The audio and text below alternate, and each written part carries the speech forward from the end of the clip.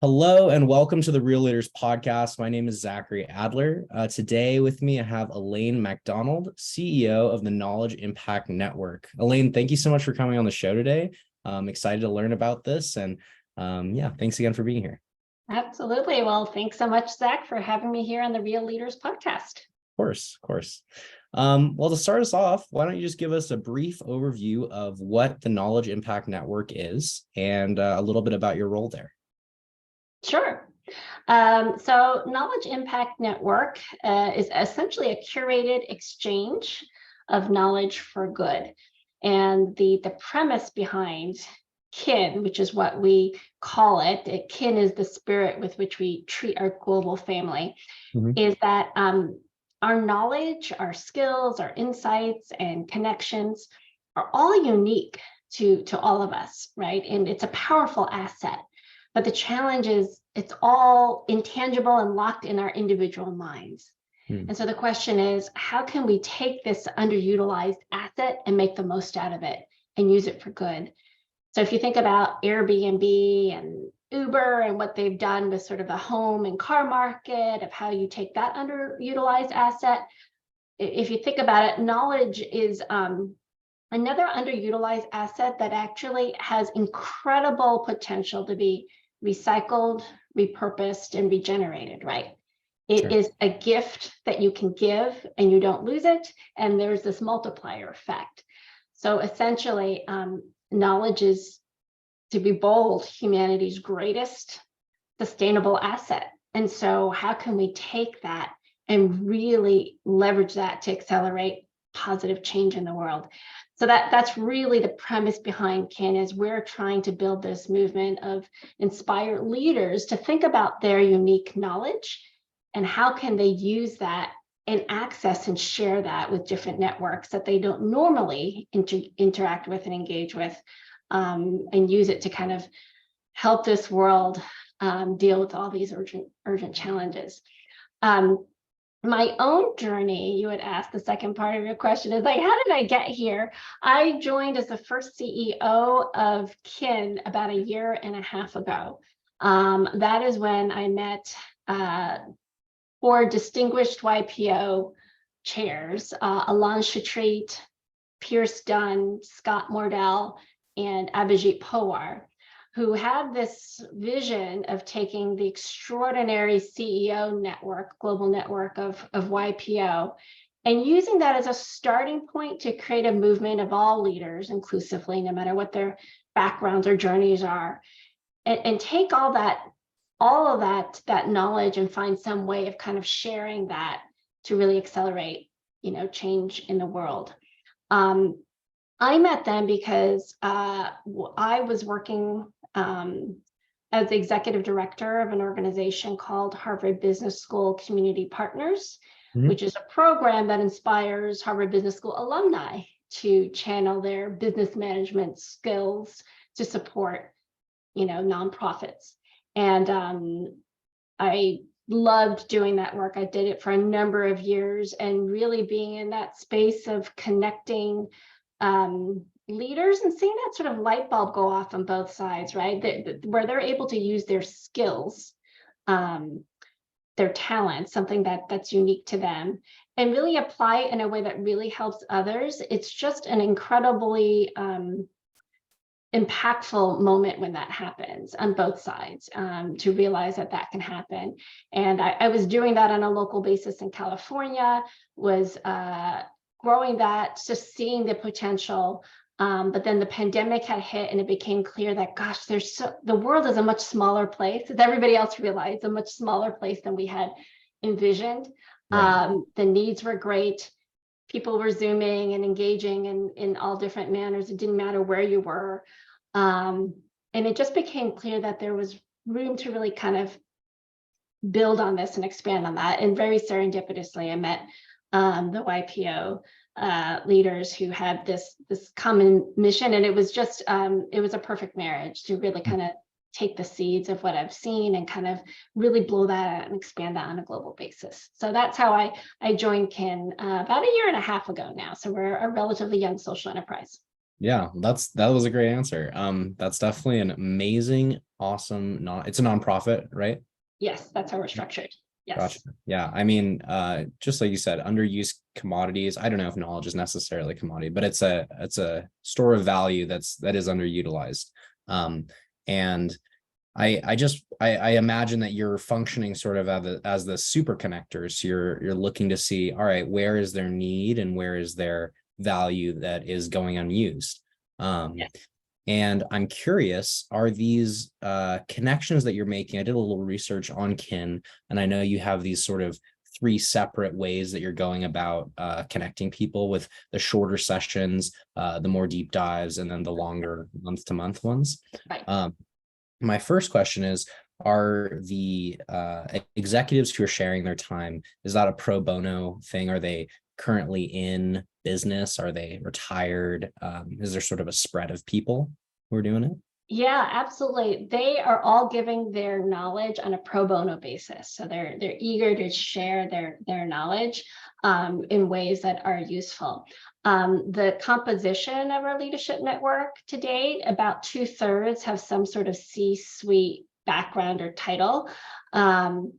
They're not all business folks. We have government leaders, former ambassadors. We have academics, professors, authors. So it is diverse, though, given our origins. We have a larger base today in the business sector, but as we all know, it's multi-sector collaborations that make things move forward. They are from around the world. We do have most of them in the US at the moment, but Africa is another sort of segment that is strong and growing, followed by Latin America. And our gender split is about 35-65 female to male. So we're hoping to continue to kind of balance that off. Some of them are retired, but many of them are still actively engaged in their day jobs. But what makes our organization unique, I'd say, is that as you pointed out, we find ways for the knowledge exchange to happen in bite-sized chunks that are designed for busy executives. So we actually don't really do the multi-month projects anymore. We're focused on our 90-minute catalyzed sessions, which are, the virtual workshops where we have a facilitator from Kin, a group of what we call knowledge partners, leaders in a room. So really building off of what I like to say, the HBS learning model of group think. The value of group think is that you have a group of people coming together to create an output that's stronger than any one-on-one relationship. Working with a social venture with a challenge.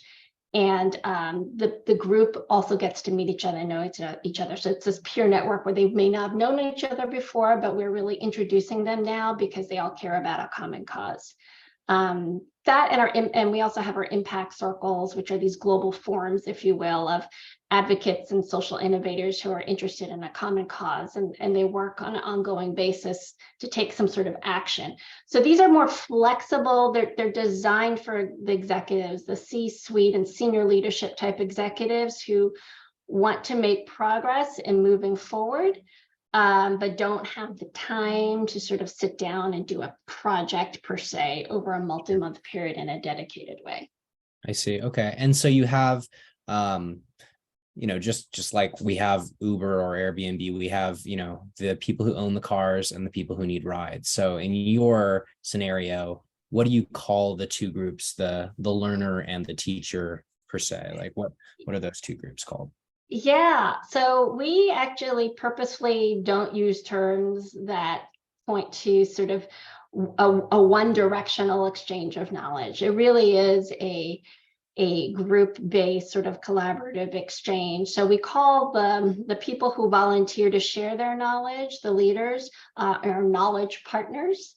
Okay. And then we call the initiatives or the organizations that we support, which include both nonprofit and for-profit social ventures, so our social venture partners.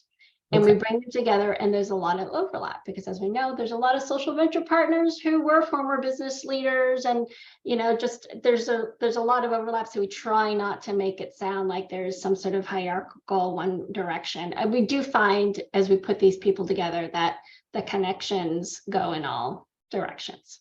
Yeah, that sounds fantastic. Yeah, that just sounds like a blast. Like I can't imagine a more fun job than just sitting around a bunch of really intelligent people who want to make the world a better place, exchanging ideas. So yeah, that sounds. Absolutely. So it's amazing how serendipitously you realize you can build off of each other and create momentum, when you Yeah. get the right people together. Yeah. I wanted to turn to a quote by, I might butcher his name, but is it Elaine Chetri? Alal Shukrit, yes. Okay. So he said, "We are not a think tank, we're a do tank." And I Yes. really like that. So from my understanding, Kin is basically this network. You're connecting the social groups and the knowledge partners to share ideas and collaborate. And how does that translate into the do tank from that think tank idea? Yeah, absolutely. We're very focused on taking actions. So, while we have some content, we're not doing webinars per se, talking about a space and talking about what people do. Everything we do is really about how do you get the group together to take some sort of action. So, for instance, at the end of these catalyze sessions where the knowledge partners provide their skills, insights, and connections, we ask everybody to make a knowledge pledge at the end of the session, where everybody pledges some sort of follow-up action, whether it is making a warm intro, whether it's doing a follow-up one-on-one meeting, reviewing a pitch deck, sharing the information to X number of colleagues that they know of that might be interested in the space. And then we track those pledges. We follow up on those pledges to make sure that there's, continued dialogue and impact. We form circles for our social venture partners where they can then kind of collaborate with other social ventures and discuss some of their common challenges. They follow up with the knowledge partners on their pledges, and what we often done, what we've been asked to do, because we want to see this kind of continue to progress, is pull together another roundtable, to bring in best practices or take the next step in action. So we try to set real milestones of what we hope to accomplish and track that. So it's not a one and done. Yeah, Initiative. not yeah, it's kind of reminds me of sort of the adage that you can read 100 books, but if you never take action on the contents, you're just a bit smarter maybe, and you have a lot more knowledge, but it's not really changing you or changing the world in any meaningful or fundamental way. So Absolutely. I think that the best way of learning is by doing, and we make it easy for people to quote unquote learn by jumping in. yeah, no, I think that sounds fantastic. And I'm curious, in terms of this impact, does your team have a measurement system that you're using, or are they very unique, each of them sort of in a different sector, a different movement of impact? I'm curious how you kind of track your impact and what metrics you. Yeah, absolutely. Well, impact measurement is an ongoing Yeah, discussion and dialogue in this world that can take hours and it still not be solved. But I'll share with you what we do currently. I mean, we do our typical survey work afterwards and following up to track the pledges and if they happen, and the impact when we talk to the social ventures and to the knowledge partners.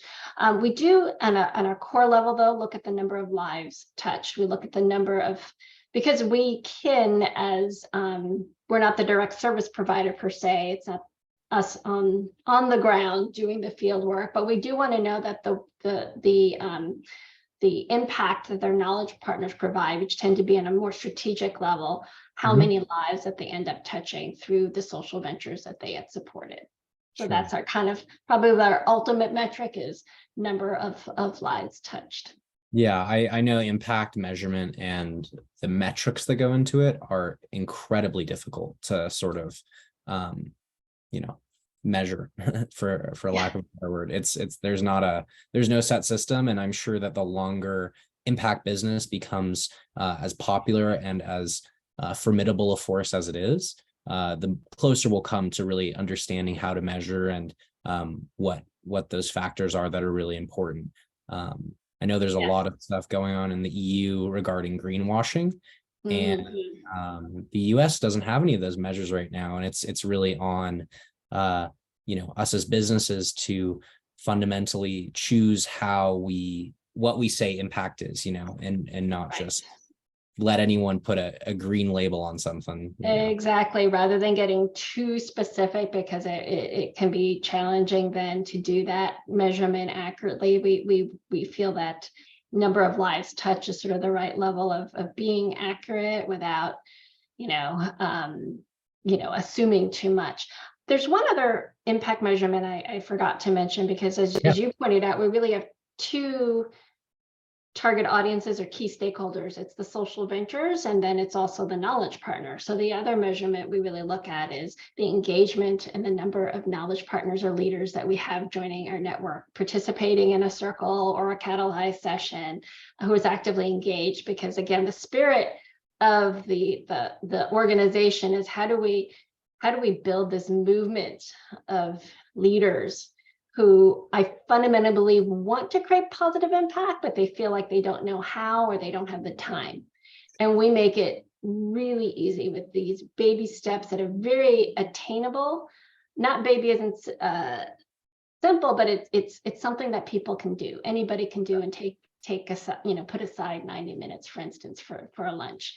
And so I really care about how many leaders am I including and growing in our ecosystem. Absolutely. Yeah, no, I think, like I said before, like that is one of the hardest parts about impact or acting on knowledge, is taking concrete steps. And I think you do have to start small so that people know what it means to take an impact and to make a fundamental difference. So yeah, I think that sounds sweet. I wanted to go to another co-founder that you mentioned before, Pierce Dunn. He said that he hoped that Kin is catalyzing a mindset shift from this sort of individual or organizational success to collective well-being. Yes. And I'm just curious how you see Kin playing that role, and how maybe, I know that's a really big thing to do, obviously, but how you sort of imagine it happening in the macro. Yeah, absolutely. I mean, a common saying that we have is we really want to move leaders from beyond thinking about their business P&L to think about their personal P&L, their purpose and legacy, and how do we help them think beyond of how can they take all this knowledge that they've acquired through the years and really leave a lasting mark on the world, a legacy in the world. And Pierce's remark is regarding our vision of where we are at 5-10 years from now, where the concept of sharing your knowledge is so intuitive. I mean, anytime you break through and figure something out, to go, gosh, how else could this piece of knowledge be really leveraged in another way by somebody else? How can we catalog that? And that's what we hope to do in Knowledge Impact Network, is how do we capture that, catalog that, and then find ways to use it, and so and track that, right? This is the exciting part about the future and what we can do with the evolving technologies is how do we start tracking that piece of knowledge and really see it kind of multiply and grow and build this collective movement, if you will, of people constantly exchanging knowledge, in a way that not in a chat GPT way, not something that you can just look up. Yeah. Right? This is something very specific, practical. Hey, on the ground, I know how to launch this in a rural community in Africa, like something very, very specific. And here are the people that you need to talk to, and can make the warm intro. It's very, very specific. How can we make that part of everybody's DNA? Right? Yeah. I have the sustainable knowledge, just like I recycle plastics. How do I think about anything I do of like, I need to find a way to get this shared and help someone. Right. That's the movement. Yeah. You're not trying to have everyone start at step one, right? You're trying to accelerate the curve of human expansion. And it's like, if we're all learning how to, well, I guess it's to say like we have so many things solved already that the Yes. more we solve for impact, the more impact we can make, because we're not spending all the time, like you said, figuring out how to set up a rural shelter in Right. sub-Saharan Africa. Like that is already solved, and now we can move on to the Right. To the next exact the next challenge. steps. Exactly. You got it, Zach. That's sweet. Okay, I'm on it. I'm with it. I love the mission. I think it's sweet.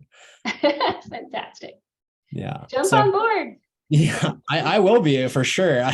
I I guess we'll see how that can expand and grow, but I can't wait. I'd love to.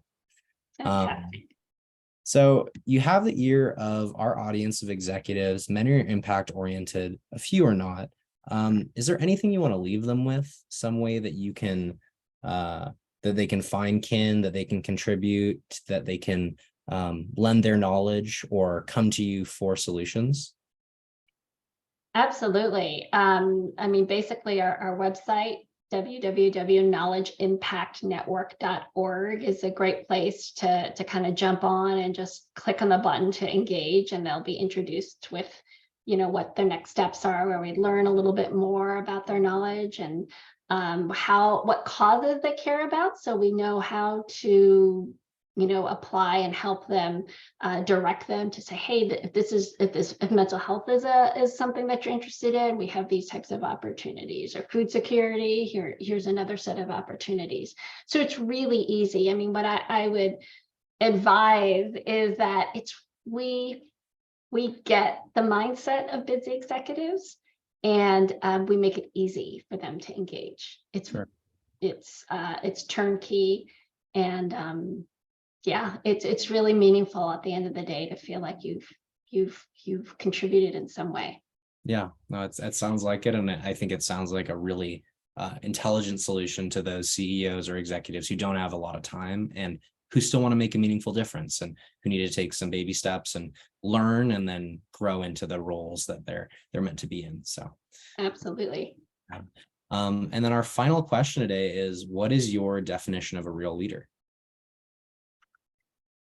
I guess I would say that, as I think of a real leader is someone who has a clear North Star, a clear mission, and a clear vision of where they want to go. And it sounds simpler than it is, because any leader knows that twists and turns and obstacles often get in the way, and it's easy to stray from pursuing that North Star because it's enticing to pursue other paths. But being able to be very clear with what the end game is of where they want to achieve, and being able to bring others along to join them in that journey, is what I think a real leader is about. Somebody and that doesn't mean that they're inflexible and just focused, laser focused, but they're focused on the ultimate objective, but the journey to get there, they need to be quite adaptable and flexible, because it's never a straight path. It's always a circuitous path. Right. It's like clarity about the final destination and ability to pivot on how to get there, and maybe even pivot where exactly you're going. It sounds like, yeah, that's awesome. I like the definition. I'm doing a lot of these, so I'm like, it's so cool to hear what each person is saying. Nathan's a real leader, and I think all of them are awesome answers. So yeah, that's fantastic. Oh, fantastic. Yeah. Yeah, of course. Is there anything else that you want to leave our audience with today, Elaine? I think you talked about kin, where to find you guys. Is there any help you need from our network? I'd love to have as many, back to this impact measurement, I want as many leaders to join. It's so easy to do. So to definitely engage, to reach out. Obviously they can through real leaders, but through the website and through potentially the audience that knows some of the YPO members in kin. It's easy to reach out, and we really welcome leaders of any type of background to join us. That's fantastic. Okay, well, everyone listening, that's where you got to go. Yeah. Elaine, thank you so much for coming on the show, for talking with me, for sharing kin. I really appreciate it. Thank you. Absolutely. Thank you again, Zach, for having me. Of course. And for everyone listening, thank you for tuning in. And as always, keep it real. Thanks.